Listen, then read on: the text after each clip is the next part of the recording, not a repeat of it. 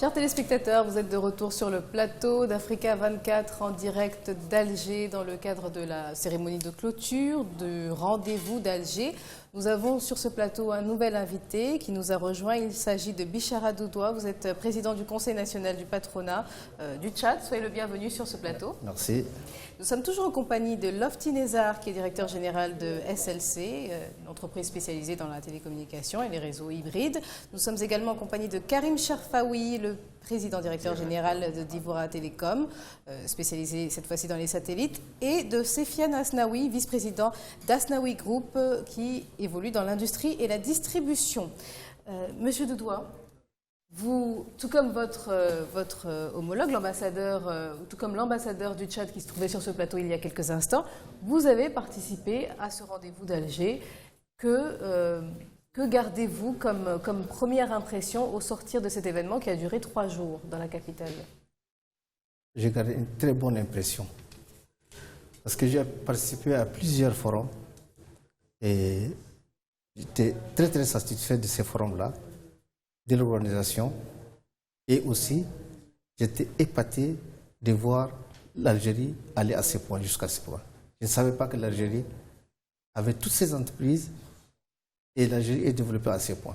On a entendu parler de l'Algérie, les pétroles d'Alger, mais on n'a jamais entendu parler de toutes ces entreprises. Et j'étais épaté de voir l'Algérie aller à ce point.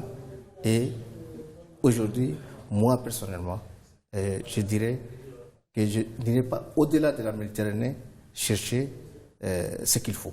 Ce qu'il faut, vous pouvez le trouver en Afrique. Vous avez été séduit par le dynamisme de l'économie algérienne et des réalisations. Ces réalisations, les Africains de bas ne savaient pas que l'Algérie est à ce point. Parce qu'on part ailleurs chercher des compétences, tout ce qu'il faut. Or, tout est Algérie ici. Qu'est-ce qui vous a le plus surpris ou impressionné? Le réseau routier, les infrastructures, l'électrification du pays? Parce que quand j'ai appris que tous les Algériens ont l'électricité, ont le gaz, et ça, pour moi, c'est étonnant de voir ça. La femme au Tchad, elle est obligée d'aller tous les jours au marché pour acheter ce qu'il faut à manger. Parce qu'il n'y a pas assez d'électricité pour tous les Tchadiens. Le Tchadien moyen n'a pas d'électricité. Donc, il est obligé tous les jours. Pourtant, c'est un pays producteur de pétrole. C'est ça. Alors, donc, producteur de pétrole, aujourd'hui, on est pétrole, il n'y a plus de pétrole aujourd'hui. On n'en parle plus. Avec la baisse du coût du pétrole, donc on a énormément de problèmes.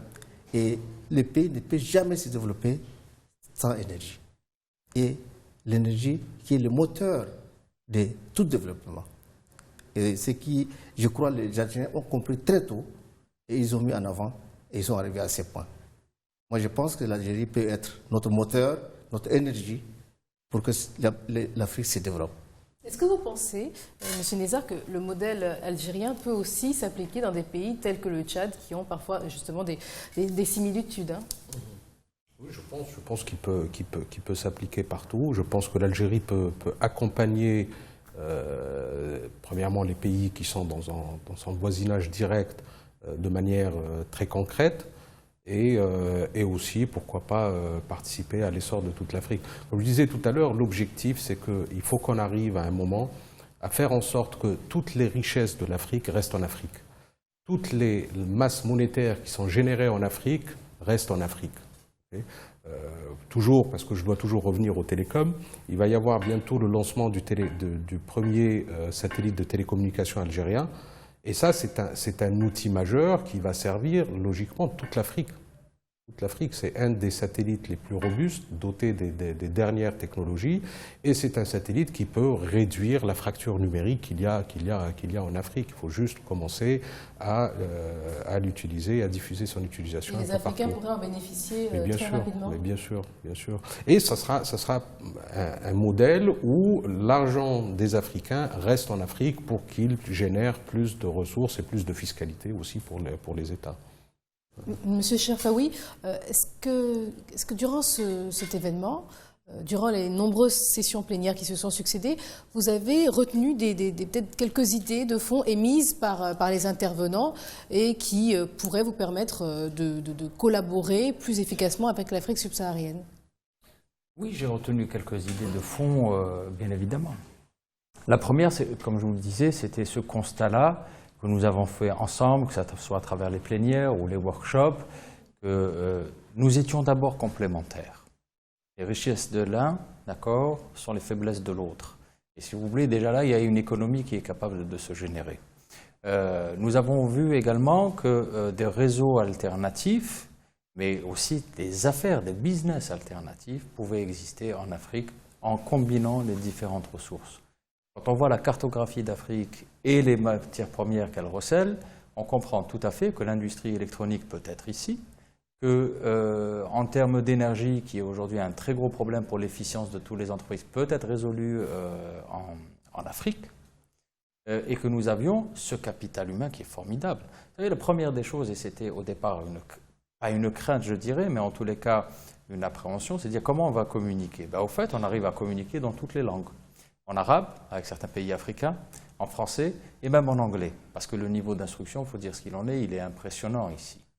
Donc, voilà un petit peu. Donc déjà là, au niveau humain, il y a tous les ingrédients pour pouvoir favoriser des alliances intéressantes. Et quand je parlais tout à l'heure de complémentarité et même d'énergie, nous avons remarqué qu'il y a des efforts qui ont été consentis par certains pays. Pour ma part, je peux parler de l'Algérie, c'est celui que je connais le mieux, qui peuvent être utilisés par d'autres pays de manière gagnant-gagnant.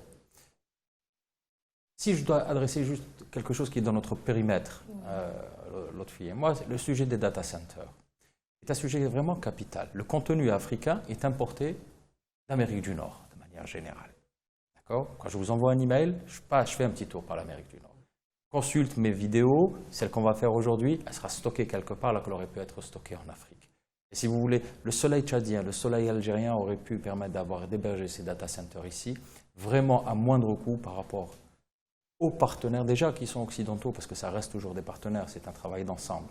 Pour vous donner juste un indicateur, quand on installe un étage de data center, d'accord, en Europe par exemple, on pourrait pour le même coût d'exploitation installer 2 étages en Algérie sur la même superficie, parce que nous avons un pouvoir d'insulation solaire qui est vraiment important.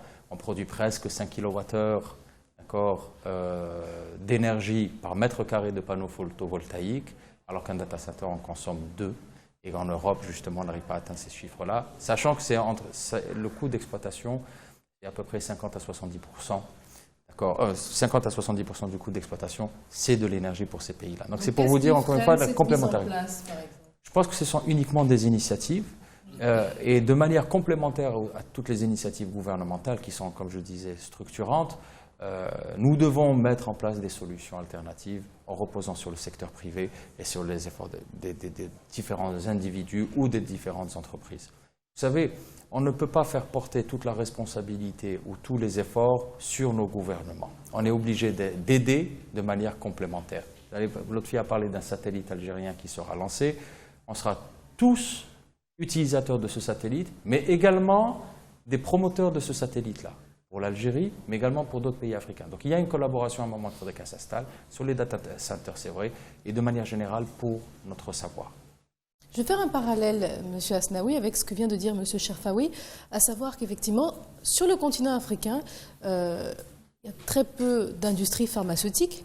Vous êtes aussi dans ce secteur-là et que donc on se retrouve dans certains pays à importer des médicaments d'Europe alors que ça pourrait être différent. Ces médicaments pourraient provenir d'Afrique du Nord, d'Afrique même subsaharienne, et vous jouez un rôle dans ce secteur-là aussi. Oui, c'est un sujet bien sûr important et fondamental. On parle de la santé publique et on parle aussi de l'accès aux médicaments à la population africaine et c'est un sujet que l'Algérie traite depuis certain nombre d'années, notamment en ayant une politique industrielle structurante particulièrement efficace. Ce qui est intéressant de voir, c'est comment des grands laboratoires pharmaceutiques, mon groupe effectivement a signé un partenariat avec le groupe AstraZeneca, où nous implémentons en Algérie une usine c'est plus de 125 millions de dollars d'investissement, qui sera d'ailleurs l'une des plus grosses usines d'AstraZeneca dans le monde, mais spécialisée notamment dans des médicaments où généralement l'accès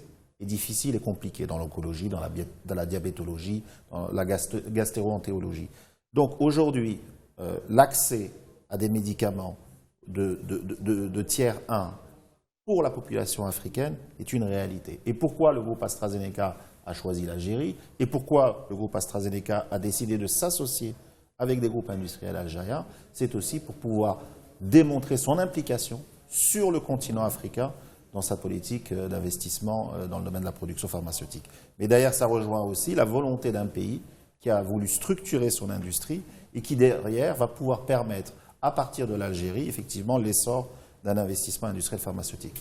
Mais on le voit ailleurs, on le voit dans d'autres pays également, effectivement, qu'il s'agisse de l'Afrique du Sud, qu'il s'agisse du Nigeria notamment, mais pas uniquement, avec une possibilité de rayonner sur ce continent avec un accès aux soins à des coûts beaucoup plus faibles que ce qu'on a l'habitude aujourd'hui d'avoir. Monsieur Doudou, ce que vous entendez forcément vous intéresse. Je vais réagir par rapport à ce qu'il vient de dire. Parce que, vous savez, je donne l'exemple du Tchad. Les médicaments, vous allez voir, ça se vend dans la rue. Et le gouvernement a fait tout, mais ça rentre. À la sauvette. Et la sauvette. Et exposé au soleil. Et je dirais, pratiquement, ce sont des faux médicaments. Alors, donc, on a énormément de problèmes de santé. Le gouvernement a fait tout brûler, mais ça vient toujours dans des conteneurs et ça rentre. On n'arrive pas à empêcher. Moi, je pense que ce sont des solutions quand on se met en contact avec des pays comme l'Algérie. Et si on arrive à faire la route transsaharienne, je crois que tout sera facilité. Et je vais donner l'exemple de bétail. Nous, chez Tchad, il y a 100 millions de têtes de bétail. Aujourd'hui, avec le problème de Boko Haram, tout ça, donc rien ne sort. On est bloqué. Et si on a on ouvre la voie aérienne Alger et N'Djamena, je suis sûr que des marchandises qui vont partir avec l'avion et revenir avec de la viande fraîche ici. Au lieu d'importer la viande de Norvège, je ne sais pas où, et ça, on va éviter.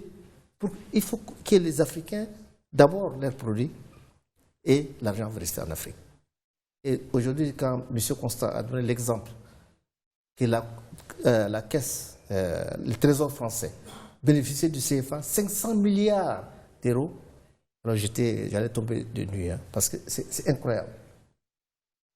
Et à 45 pays, 39 monnaies, on ne peut pas gérer l'Afrique. On a parlé depuis longtemps, dans les années 60, 63, unité africaine. Union Afrique, OIA, unité africaine, jusqu'à là, on n'a pratiquement rien fait.